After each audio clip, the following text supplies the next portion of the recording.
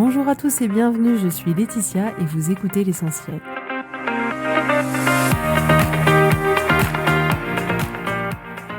L'Essentiel est le podcast de coaching où je partage avec vous les outils et les techniques pour vous permettre d'avancer et d'avoir la vie que vous voulez. Je souhaite vraiment que ce podcast vous inspire et surtout vous encourage à passer à l'action. Vous pourrez retrouver toutes les notes de l'épisode sur www.laetitiamonaca.com. Pour ne rien louper, abonnez-vous au podcast sur la plateforme d'écoute que vous utilisez pour être tenu informé des nouveaux épisodes. Et pour finir, si vous avez aimé ce podcast ou tout simplement que vous pensez qu'il peut aider d'autres personnes, parlez-en autour de vous, ce serait super chouette. Et laissez-moi 5 étoiles et un petit mot sympa, ça m'aidera énormément à le faire découvrir et ça fait toujours plaisir. Voilà, je vous souhaite à tous une bonne écoute.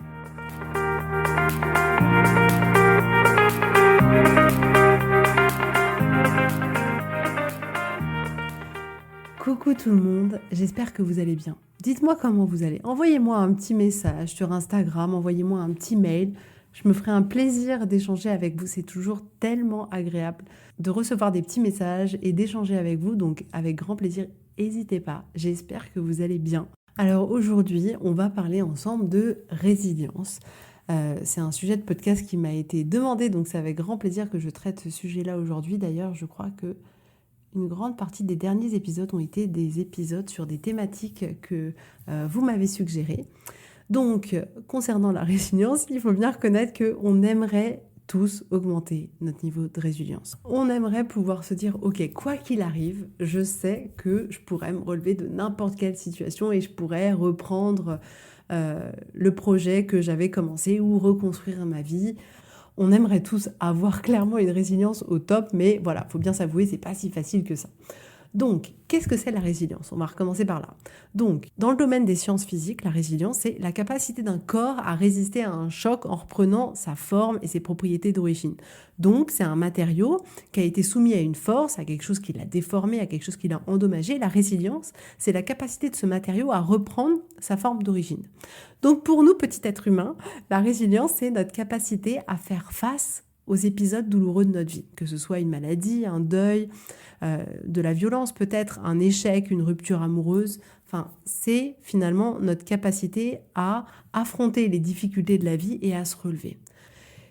Quelles que soient les raisons, il nous arrive à tous de vivre un échec, de faire face à des obstacles qui peuvent parfois nous pousser à abandonner, parfois même c'est des épreuves qui nous font perdre pied, vraiment honnêtement. On peut même avoir l'impression qu'on ne pourra jamais y survivre ou se relever. Et pourtant, il semblerait que nous soyons capables de choses extraordinaires et de nous dépasser, de transcender les circonstances de notre vie pour aller de l'avant.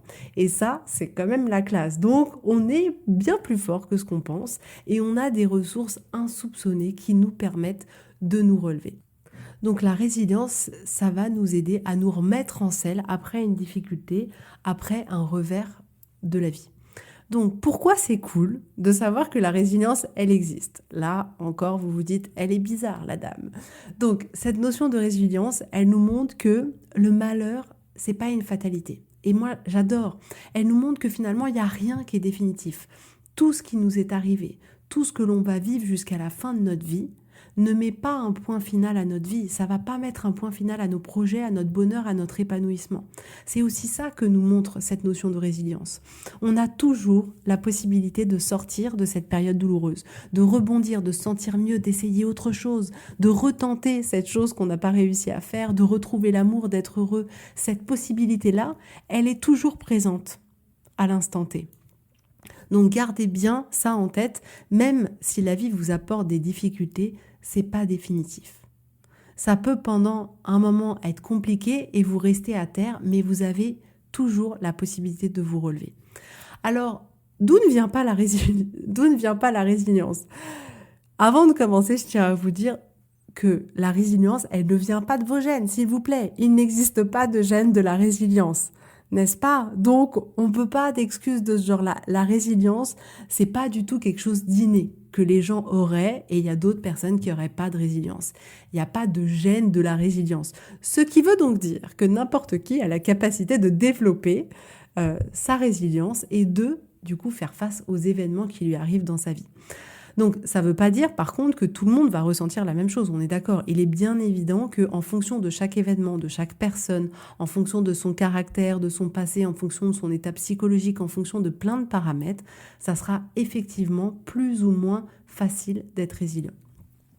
Alors pourquoi on a besoin de travailler sa résilience? Parce que comme je vous le répète tout le temps, je sais que ça doit vous agacer, mais la vie c'est 50-50 et tout ne se passe pas toujours bien. Parfois, il arrive des choses terribles, il arrive des choses difficiles, il peut arriver des petits ou des gros échecs. Et par exemple, si vous êtes entrepreneur et que vous voulez monter une entreprise ou vous voulez même monter un projet fou, peu importe, il est rare que vous réussissiez du premier coup. Il est rare que la première tentative soit celle qui va réussir et il est rare de ne pas avoir plein de petits ou de gros échecs d'ailleurs sur le chemin. Donc oui, dans notre vie, nous allons tous connaître des échecs amoureux, nous allons tous connaître la mort d'un proche, nous allons tous certainement connaître la maladie pour nous-mêmes ou pour quelqu'un d'autre. On va tous rencontrer ce genre de difficultés. Donc, travaillez votre capacité à faire face aux échecs, aux difficultés et cultiver votre résilience, c'est simplement vous donner les moyens de vous permettre de réussir, d'être heureux, de passer à autre chose, de recommencer à vivre, de vous relever, de recommencer à sourire, de voir la vie autrement. Donc, il faut vraiment tous qu'on muscle notre muscle de la résilience parce que clairement, ça va nous aider dans cette vie qui est 50-50 et où tout n'est pas toujours facile et où tout n'est pas toujours parfait. Et donc moi, la première, je vous assure que je dois travailler ma résilience. Et c'est vrai que c'est aussi amusant de voir que, en fonction des domaines, on a accès à notre résilience beaucoup plus facilement. Et c'est vrai que parfois, pour certains, c'est plus facile de se relever d'un échec professionnel que de se relever d'un échec amoureux. Et en fait, effectivement, en fonction des domaines, on se rend bien compte qu'on arrive plus ou moins facilement à avoir accès à cette résilience, à cette canne qui nous permet de nous relever. Alors, comment augmenter sa résilience? Comment y avoir accès? La première chose pour être plus résilient, c'est de sortir de son rôle, entre guillemets, de victime. C'est un point fondamental. Et je dis ça vraiment avec bienveillance et sans jugement. Mais il est essentiel de sortir de cette prison qui nous enferme dans un statut de victime éternelle. Et je précise qu'on ne remet pas en cause ce qui s'est passé. Vous avez peut-être échoué à monter une entreprise, peut-être que vous avez été quitté, peut-être aussi que votre mariage se termine, peut-être que vous avez perdu un être cher, peut-être que vous n'avez pas été sélectionné pour un concours ou un poste ou une promotion, peut-être que vous n'avez pas atteint le poids ou l'apparence que vous vouliez, peut-être que vous avez vécu quelque chose de terrible dans votre enfance. Ces choses-là sont les faits et on ne les remet pas du tout en cause. On ne remet pas non plus en cause la souffrance que vous avez pu ressentir et que vous ressentez peut-être encore d'ailleurs. Mais là, tout de suite, maintenant, dans le présent, vous pouvez choisir de sortir de cette boîte, de choisir de sortir de ce rôle de victime, c'est-à-dire de ne plus laisser ce discours intérieur qui vous dit ça aurait jamais dû se passer comme ça, j'ai pas de chance, la vie s'acharne contre moi, j'y arriverai jamais, personne ne m'aime, le monde est contre moi, ma vie est finie, ma vie n'a plus de sens, je pourrai jamais m'en remettre. C'est de sortir de ce discours intérieur de victime qui vous enferme dans cette petite boîte. Donc de cette place-là, de victime entre guillemets, vous n'avez plus aucun pouvoir. Vous êtes littéralement dépossédé de tout pouvoir. Pourquoi? Parce que vous pensez que c'est définitif et que ça ne pourra pas être autrement. Et moi, je veux que vous vous détachiez de ce discours qui va faire uniquement vous maintenir dans cet état que vous ne voulez plus. Et vraiment, je veux pas ça pour vous, je veux que vous retrouviez cette liberté, cette possibilité, cette opportunité de reprendre votre vie, de reprendre ce projet, de reprendre à un autre endroit, dans une autre direction. Donc en sortant de cette place de victime, vous vous donnez la possibilité de vous dire que là maintenant, je vais pouvoir, moi, décider de la vie que j'ai envie d'avoir. Je vais pouvoir, moi, décider d'être heureux. Je vais décider de changer, je vais décider de recommencer, je vais décider de faire autre chose. Je vais décider de vivre, je vais décider de sortir de la confusion. Mais vous décidez que là, maintenant, vous allez emprunter une nouvelle direction. Ça ne veut pas dire que vous allez y arriver tout de suite dans cette direction finale, mais vous vous proposez de prendre un chemin différent. Et vous avez le pouvoir de choisir que cet échec, cet événement douloureux qui s'est passé, vous avez le choix de choisir que cet événement-là ne vous condamne pas à être malheureux toute votre vie. Vous pouvez choisir ça.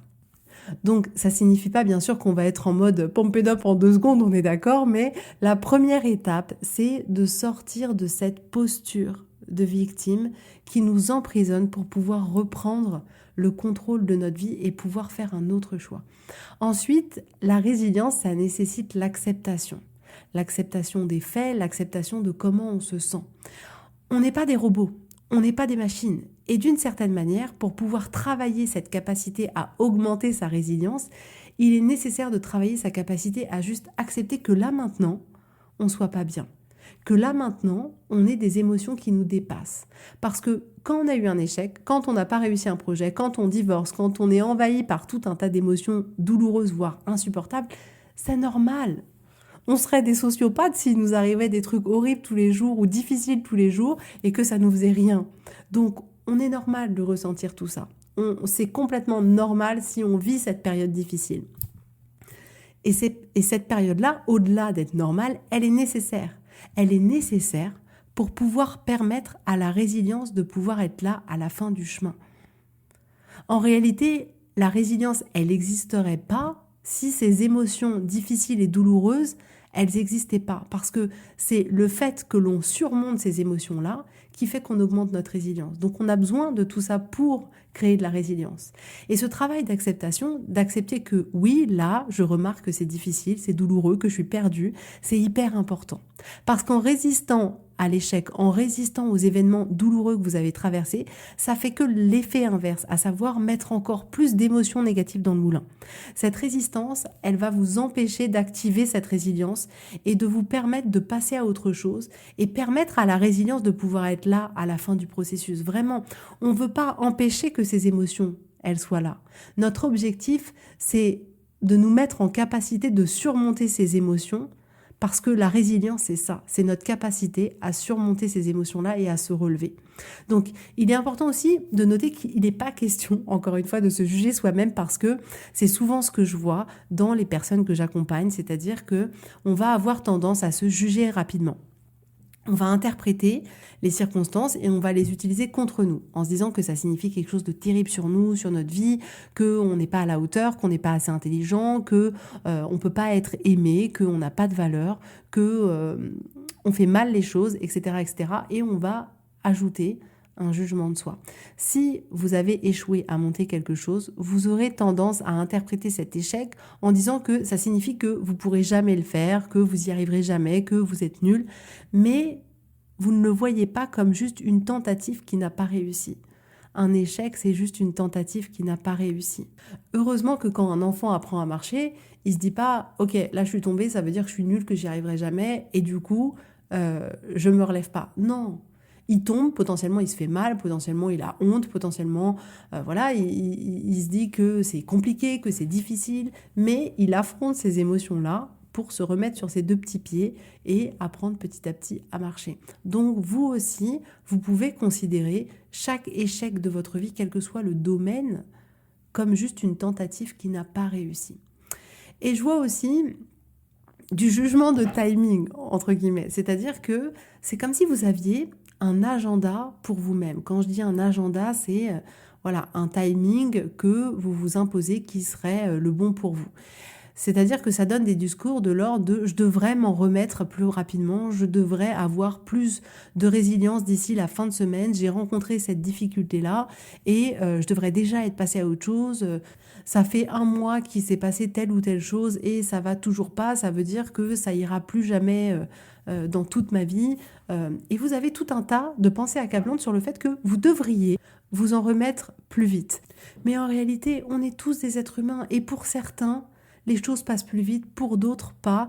Il y en a qui vont mettre 10 ans à se remettre d'une relation amoureuse et d'autres qui vont mettre 1 mois et d'autres qui vont mettre 2 semaines et d'autres qui s'en remettront peut-être encore plus lentement ou plus rapidement. Mais il n'y a pas de timing qui dirait « Ah bah si je m'en remets au bout de tant de temps, ça veut dire que je suis quelqu'un au top et que je suis quelqu'un de compétent. » Non, ça ne fonctionne pas comme ça. Et d'une certaine manière, plus vous allez vous mettre la pression sur « je devrais aller mieux, je devrais me sentir mieux, je devrais agir plus vite », plus ça vous mettra des bâtons dans les roues pour justement vous en remettre plus vite. Donc ça va faire complètement l'effet inverse que ce que vous aimeriez que ça fasse. Donc n'oubliez pas que quand vous avez toutes ces pensées qui arrivent de l'ordre de je devrais m'en remettre plus vite, c'est pas normal si je m'en remets pas au bout de 1 mois, etc.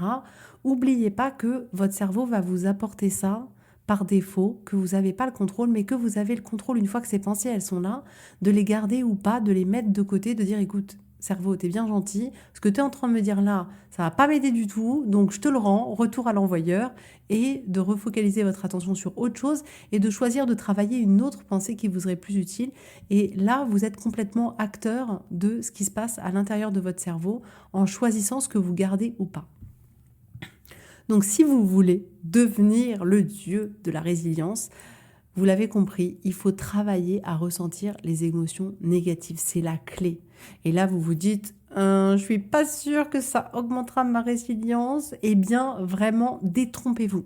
C'est le point le plus important, vraiment, vraiment, vraiment. Et on pense peut-être que c'est pas ça le point le plus important parce qu'en réalité, on sait que c'est aussi le point le plus difficile, n'est-ce pas? Donc, qui clairement aime passer 1 heure avec sa tristesse ou à ressentir la colère brûler à l'intérieur de soi? Personne, on n'aime pas ça. Donc, on fuit nos émotions négatives. On se distrait, on mange, mais on fuit.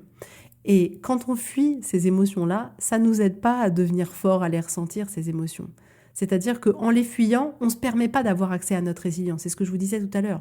Donc, imaginez quelle serait votre vie si vous vous sentiez capable de ressentir toutes les émotions sans qu'elles vous bloquent. Si vous étiez capable de ressentir la peur, la terreur, la frustration, le manque, l'insécurité, le doute, la tristesse, l'humiliation, la fatalité, l'injustice, le jugement, et si vous étiez capable de ressentir tout ça et d'avancer quand même, et de recommencer, et de vous reconstruire, à quel point votre vie elle serait différente. Imaginez qu'est-ce que vous feriez de différent dans la création de votre projet ou de votre entreprise si vous n'aviez pas peur de ressentir l'échec, si vous n'aviez pas peur du ridicule, de l'incompétence, de l'inconfort, si vous n'aviez pas peur de tout ça, qu'est-ce que vous feriez de différent? Si vous n'aviez pas peur du rejet, de l'abandon, qu'est-ce que vous feriez de différent dans votre relation de couple? Le plus grand cadeau et la plus grande force que vous pouvez cultiver, c'est d'apprendre à accepter vos émotions négatives, à vivre avec et à les surpasser. Parce que la vérité, c'est que si on ne redoutait pas tant nos émotions négatives, on oserait tellement plus de choses. Parce que le pire qui pourrait arriver, c'est de ressentir une émotion et on se sentirait largement capable de la ressentir. Du coup, on serait à 100% dedans, on serait à 100% à fond. Ça ne veut pas dire qu'on n'aurait pas peur, ça veut pas dire, mais ça veut juste dire qu'on se sentirait capable de passer au-dessus de notre peur, parce qu'on sait que notre peur, c'est qu'une émotion, et on serait clairement capable de la surmonter. On a besoin de faire la paix avec ces émotions négatives, en travaillant à les ressentir, à les observer, à accepter leur présence. C'est essentiel pour nous, vraiment, ça va nous apporter énormément. Et comme je vous dis, si vous voulez de la résilience, il faut des émotions négatives. La résilience n'existe pas en présence d'émotions positives. On n'a pas besoin de faire face à nos émotions positives, nos émotions qui nous font du bien. Donc, si vous voulez être plus résilient, ça fait aussi partie de la donne d'avoir les émotions négatives qui vont nous permettre d'acquérir cette résilience. Et vu que la vie va nous apporter son lot de difficultés, on a envie de travailler cette résilience-là.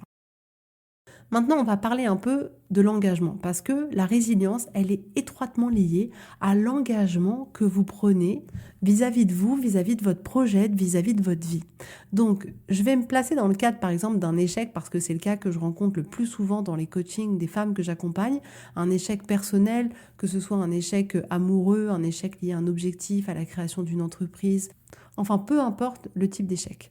Vous savez que quoi qu'il arrive, que ce soit quelque chose que vous avez déjà fait ou pas, que ce soit quelque chose de nouveau, de difficile, de challengeant, vous savez que quoi qu'il arrive, si vous vous êtes engagé vis-à-vis de vous-même, vous irez jusqu'au bout. Vous êtes à 100% dedans complètement. C'est pas juste une tentative, j'essaye, ça marche tant mieux, ça marche pas tant pis. Non, là, vous partez dès le départ en vous disant, quoi qu'il arrive, j'irai jusqu'au bout. Parce que vous avez derrière tout ça un pourquoi fort.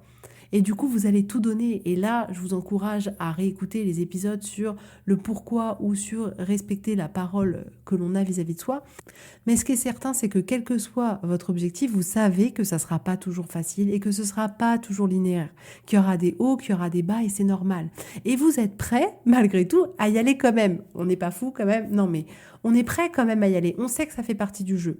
Et c'est génial. Et c'est à ce moment-là que la magie, elle opère. C'est à ce moment-là que la magie opère quand on est prêt à accepter le package global, de se dire, ok, je veux aller dans cette direction, je sais qu'il va y avoir des hauts, je sais qu'il va y avoir des bas, mais j'y vais et je me donne à 100%. Et ça, c'est déjà un point indispensable à la résilience, dans le sens où quand vous savez que la difficulté, elle va faire partie du chemin et que vous êtes OK avec ça dès le départ, quand vous allez rencontrer un échec petit ou un échec cuisant, vous saurez que ça fait partie du chemin. Mais l'engagement que vous avez pris vis-à-vis de vous-même ou vis-à-vis de votre objectif, il est tellement fort qu'il est impensable pour vous de vous arrêter et de ne pas remonter sur votre vélo. Donc, vous savez que ça va potentiellement arriver et vous savez que vous allez y faire face. Parce que d'une certaine manière, vous savez que vous ne vous donnez pas le choix et que vous ne vous donnez pas le choix d'arrêter. Le seul choix pour vous que vous vous laissez, c'est d'atteindre votre objectif tel qu'il soit. Et on remarque comme une partie de la résilience se travaille en amont. C'est-à-dire que la résilience, elle n'est pas que au moment de la chute. Ce travail de résilience, quand vous le préparez entre guillemets en avant, la chute, elle est moins difficile. Parce que vous savez que c'est ce pourquoi vous avez signé. Donc, d'une certaine manière, vous savez aussi que quand vous allez tomber, vous avez déjà décidé que vous allez vous relever. Vous ne savez pas comment vous allez vous relever, vous ne savez pas si ça va prendre du temps ou pas, si ça va être très difficile ou pas, mais vous savez que vous allez vous relever. Et ça, c'est grâce au fait d'avoir pris cet engagement en amont et d'avoir, d'une certaine manière, commencé à travailler cette résilience en amont. Parce que quand on n'anticipe pas d'une certaine manière ça veut dire qu'à un moment donné, on chute et une fois qu'on est à terre, on doit prendre encore plus de décisions. Est-ce que je me relève ou pas? Et en plus, c'est difficile et en plus, on doit gérer nos émotions négatives. Alors que, en préparant un peu ça en amont, on sait que dans tous les cas, on va se relever. On sait que oui, ce sera peut-être pas tout de suite. Peut-être que ce sera dans un mois qu'on va se relever, mais on sait que c'est ce vers quoi on tend. Donc, vous pouvez comme ça avoir des engagements sur des projets spécifiques, sur des objectifs spécifiques et aussi sur des engagements de vie. Vous pouvez en amont prendre l'engagement vis-à-vis de vous dire je prendrai toujours soin de moi, je ferai toujours en sorte de réaliser mes rêves, je ferai tout mon possible pour être heureux parce que la vérité c'est que vivre, c'est d'une certaine manière le projet qui consiste à partir de notre jour de notre naissance, à aller jusqu'au jour de notre mort et entre les deux à vivre et à s'accomplir et à essayer des choses. Et je vais pas vous mentir, la vie ne sera pas linéaire. Vous le savez là maintenant, il y aura des moments difficiles, mais vous êtes là. Et vous pourriez prendre l'engagement là vis-à-vis de vous dire quoi qu'il arrive, quoi qu'il m'arrive dans la vie, je vais faire en sorte de vivre ma meilleure vie. Et vous prenez cet engagement-là et le jour où vous allez rencontrer une difficulté, oui, ça va être difficile. Oui, ça peut prendre du temps, mais ce qui est certain, c'est que votre engagement va vous permettre d'avoir accès à votre résilience plus facilement. Donc c'est indispensable d'avoir un engagement pour avoir de la résilience. L'engagement de ne pas abandonner, l'engagement de vivre, l'engagement de vous épanouir, l'engagement de toujours essayer, l'engagement de vous relever. Vous pouvez choisir ce que vous voulez comme engagement, ce qui vous parle. Mais ce qui est certain, c'est que c'est indispensable d'avoir de la résilience pour avancer. Et c'est ma coach qui me disait que finalement, la résilience, c'est simplement la canne qui va vous permettre de vous relever après votre chute et que l'engagement, il va juste vous permettre d'avoir une canne plus solide. Sans engagement de votre part, votre canne de résilience, c'est un peu comme une brindille, comme un petit brin d'herbe. Elle vous retiendra pas. En tout cas, pas moi. Mais c'est pour ça, en fait, l'engagement que vous prenez, il va faire que solidifier cette canne et ce sera du coup plus facile pour vous de vous relever. Donc, gardez à l'esprit que ce qui motive votre résilience, c'est le pourquoi fort qui motive votre engagement. Ensuite, il faut utiliser notre super pouvoir qui est celui de décider. Donc, la résilience, c'est aussi lié à notre capacité à prendre des décisions, à choisir. À prendre des décisions pour nous, à prendre des décisions pour notre vie, à prendre des décisions pour notre avenir. La résilience, c'est ni plus ni moins que prendre la décision de continuer, de recommencer, d'évoluer, d'aller de l'avant, de passer à autre chose. Parce que quand vous rencontrez un échec, il y a 2 possibilités qui s'offrent à vous. La première, c'est d'arrêter et la deuxième, c'est de continuer. Mais c'est un choix que vous avez à faire. Et c'est à vous de savoir quel choix vous voulez faire et d'aimer les raisons de votre choix. Donc d'aimer les raisons d'arrêter ou de continuer. Si vous divorcez, il y a 2 choix qui s'offrent à vous. Soit vous avez la possibilité de vous dire que vous serez triste pour toujours, ou vous avez la possibilité de décider de vous relever et de décider de travailler à retrouver votre bonheur.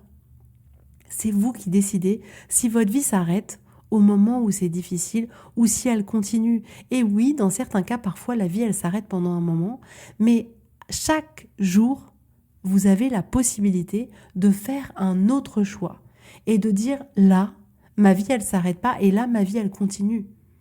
Vous avez la possibilité chaque jour de vous dire ok, j'ai échoué, ça fait 1 mois que je suis au bout de ma vie, mais là, je vais me relever et je vais retenter autre chose. Chaque jour, vous avez la possibilité de prendre un autre choix. C'est à vous de choisir, c'est une décision que vous avez à prendre avec vous-même de ce que vous voulez pour vous et pour votre vie. Donc, chaque échec, c'est une opportunité pour vous d'augmenter votre résilience.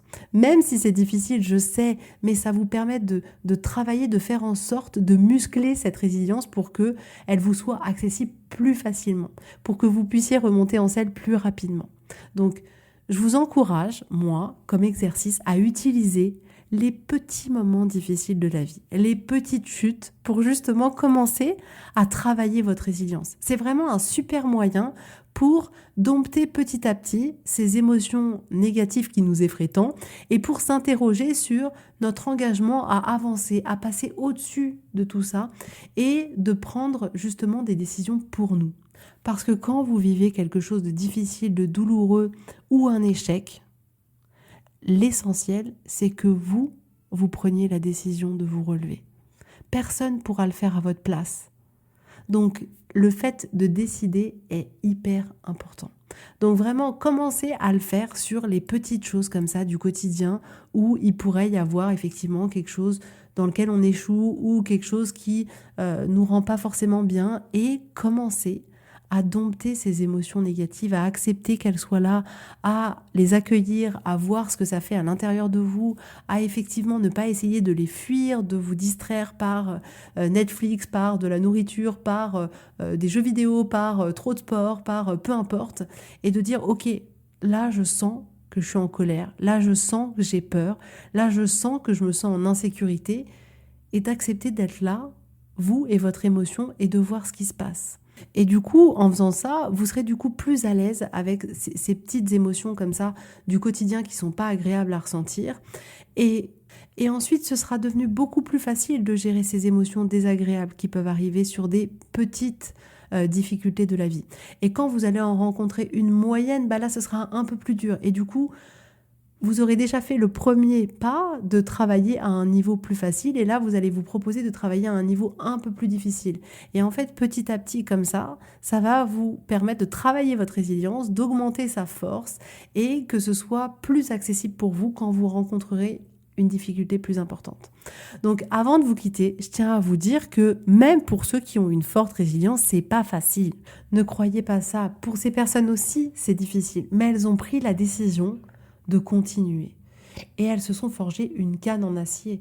Et vraiment, je vous en avais déjà parlé dans un épisode avant, j'avais lu le livre Nos vies à l'épreuve et c'est hyper intéressant pour voir des parcours de vie qui sont très très difficiles, voire parfois extrêmes, et de voir comme ces gens en ont fait une force et se sont relevés et ont fait preuve d'une résilience incroyable et ça a transformé leur vie à presque en apporter encore plus de bonheur.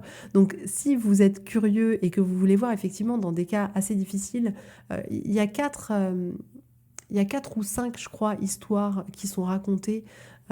Alors il n'y a pas de détails horribles à lire, hein, sinon je l'aurais pas lu, j'en suis pas capable, mais on nous dit dans les grandes lignes et en fait c'est hyper intéressant de voir ces personnes qui effectivement ont réussi à justement accéder à cette résilience et à recréer une vie incroyable alors même qu'ils avaient été vraiment pas épargnés par la vie. Donc voilà pour aujourd'hui, j'espère que ça vous aura plu. N'hésitez pas à vous abonner à l'étincelle du lundi si vous voulez recevoir des contenus toujours plus inspirants et encore plus d'outils. Et effectivement, à me rejoindre aussi sur Instagram, ce serait avec grand plaisir. Et si vous voulez travailler avec moi, envoyez-moi un petit mail et je vous répondrai avec grand plaisir. Voilà, je vous souhaite à tous un super beau week-end et je vous dis à la semaine prochaine. Bisous, bisous, bye bye.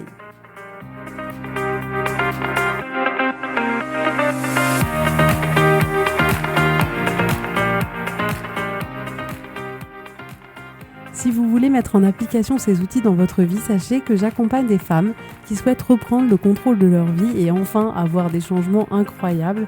Donc si vous aussi, vous voulez que votre vie change, contactez-moi sur www.laetitiamonaca.com/contact. Je serai ravie de travailler avec vous et de vous accompagner. Vous allez voir, ça va vraiment tout changer.